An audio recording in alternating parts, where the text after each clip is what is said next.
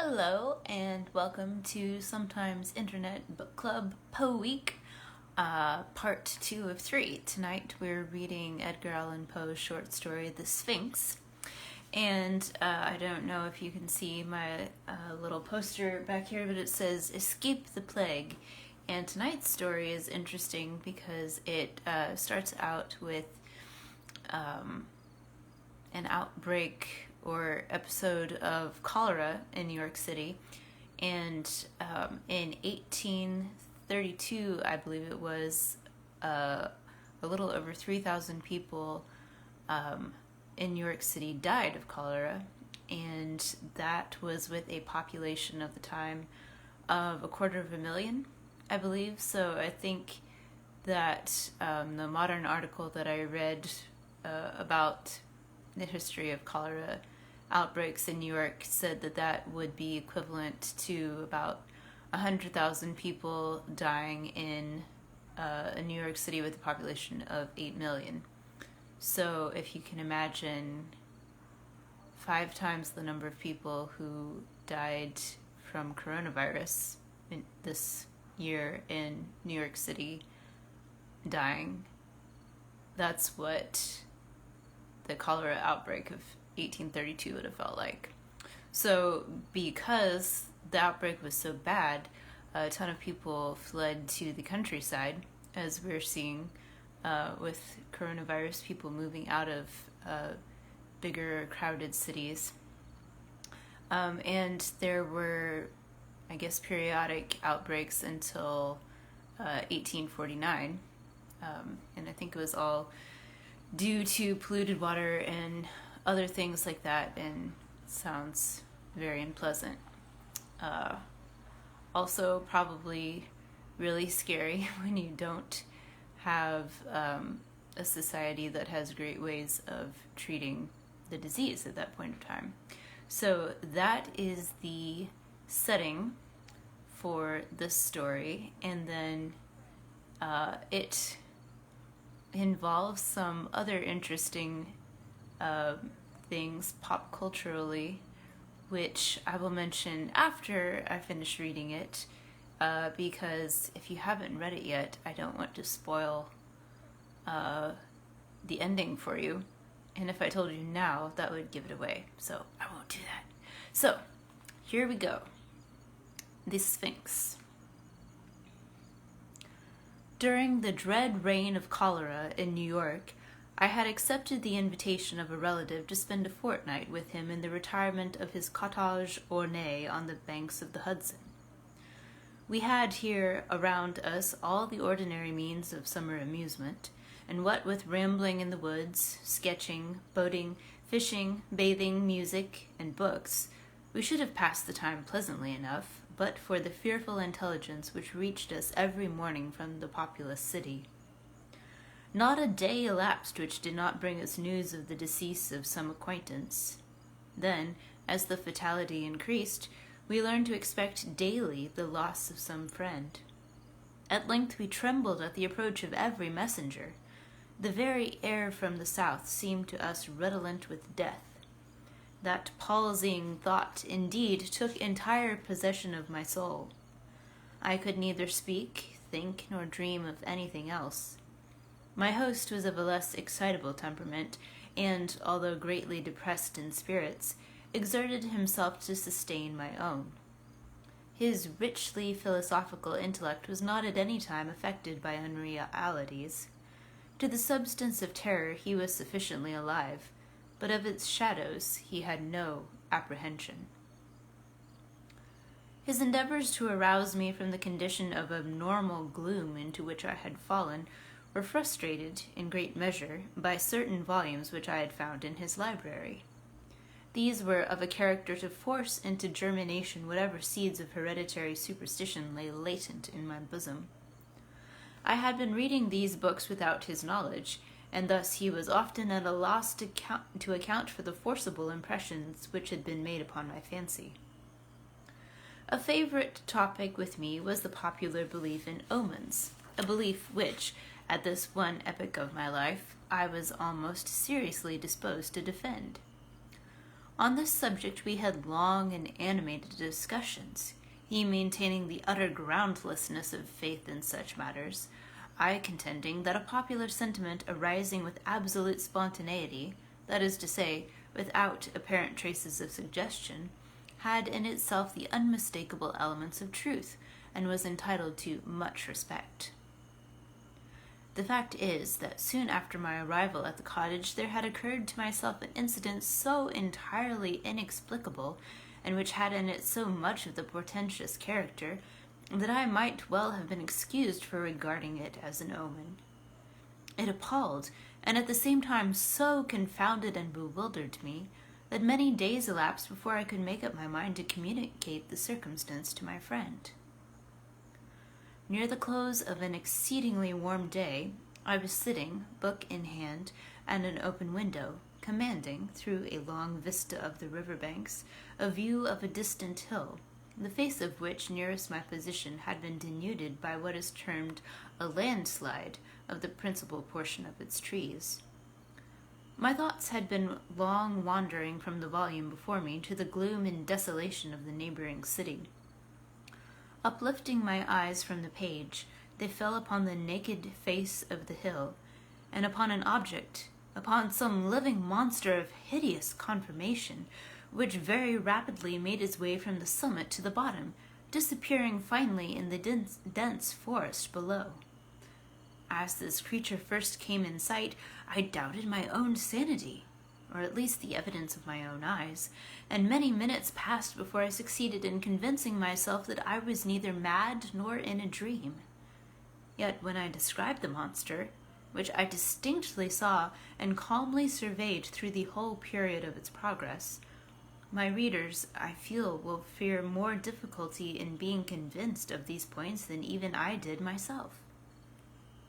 Estimating the size of the creature by comparison with the diameter of the large trees near which it passed, the few giants of the forest which had escaped the fury of the landslide, I concluded it to be far larger than any ship of the line in existence. I say ship of the line because the shape of the monster suggested the idea. The whole of one of our 74s might convey a very tolerable conception of the general outline. The mouth of the animal was situated at the extremity of a proboscis some 60 or 70 feet in length, and about as thick as the body of an ordinary elephant. Near the root of this trunk was an immense quantity of black, shaggy hair, more than could have been supplied by the coats of a score of buffaloes, and projecting from this hair downwardly and laterally sprang two gleaming tusks not unlike those of the wild boar, but of infinitely greater dimension. Extending forward, parallel with the proboscis, and on each side of it, was a gigantic staff 30 or 40 feet in length, formed seemingly of pure crystal, and in shape a perfect prism. It reflected in the most gorgeous manner the rays of the declining sun. The trunk was fashioned like a wedge with the apex to the earth. From it there were outspread two pairs of wings, each wing nearly 100 yards in length, one pair being placed above the other, and all thickly covered with metal scales, each scale apparently some 10 or 12 feet in diameter. I observed that the upper and lower tiers of wings were connected by a strong chain. But the chief peculiarity of this horrible thing was the representation of a death's head, which covered nearly the whole surface of its breast, and which was as accurately traced in glaring white upon the dark ground of the body as if it had been there carefully designed by an artist.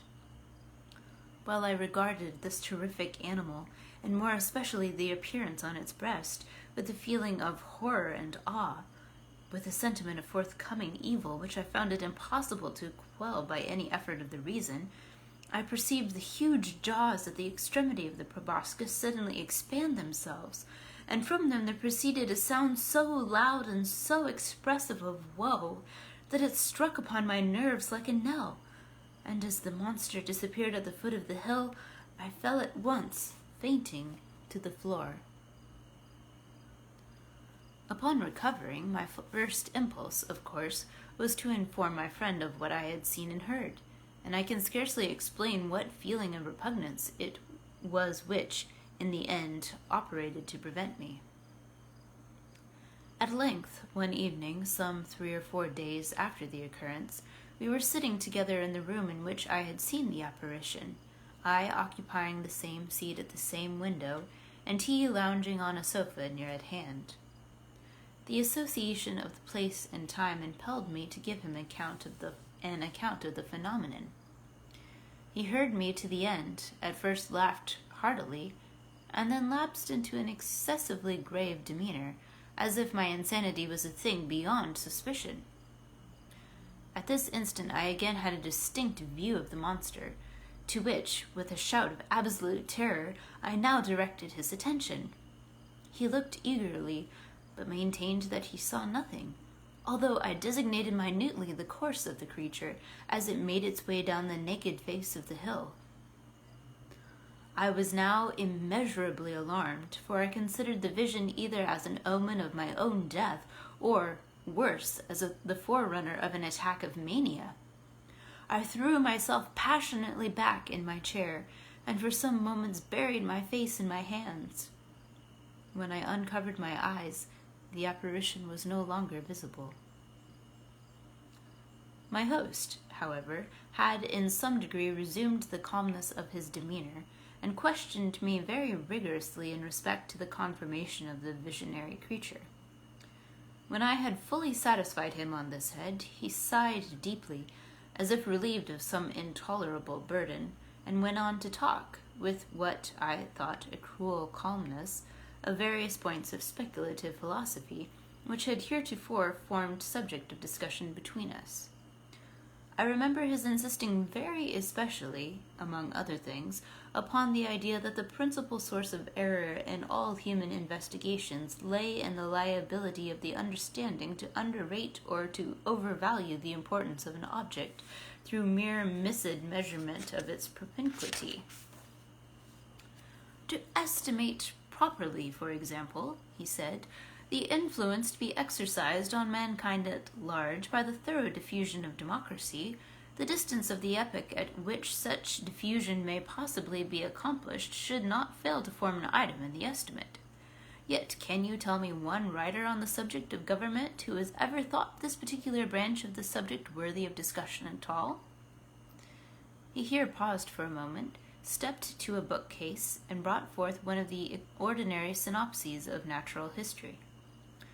Requesting me then to exchange seats with him, that he might the better distinguish the fine print of the volume, he took my armchair at the window, and, opening the book, resumed his discourse very much in the same tone as before.